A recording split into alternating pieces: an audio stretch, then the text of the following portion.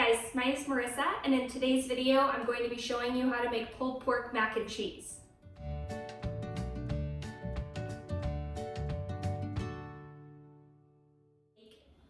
Typically this is a recipe that I would prepare if I was going to be signing up for a meal train. It's easy to prepare and it travels really well. I like to go to the grocery store and buy large packs of pork shoulder and then separate it into individual portion sizes. So for this recipe, I use 2 pounds of pork shoulder that I'll be showing you how to prepare. But what I'll do is I'll go to the store, buy a big slab of it, and then section it into individual serving sizes for this dish. For this recipe, you will need a half stick of room temperature butter. I'm using Kerrygold butter in this recipe. Some grated cheddar cheese. You'll just need enough to cover the top of your dish once it's prepared.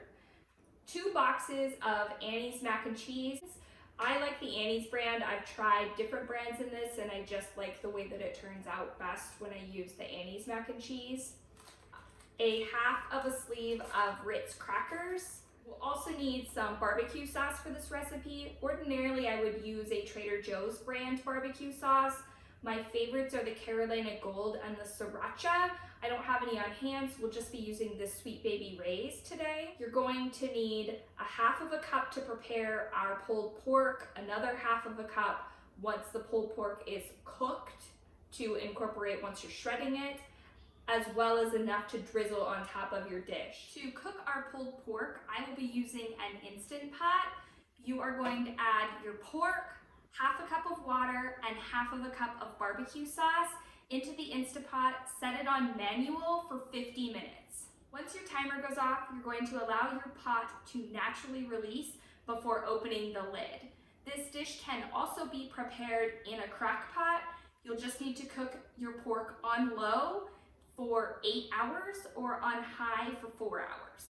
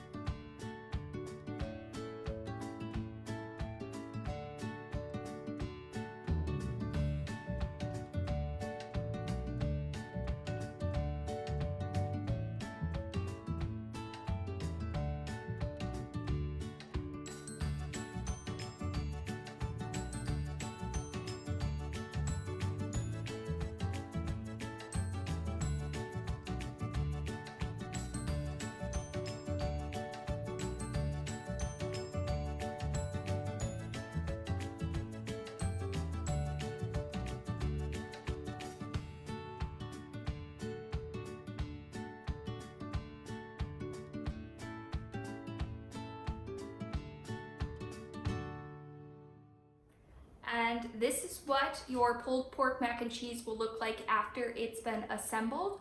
We're going to go ahead and cover this with foil, and then because it's for a meal train, I'm going to write on the top of the foil for the recipient to bake at 350, covered for 30 minutes and then uncovered for an additional 5 minutes.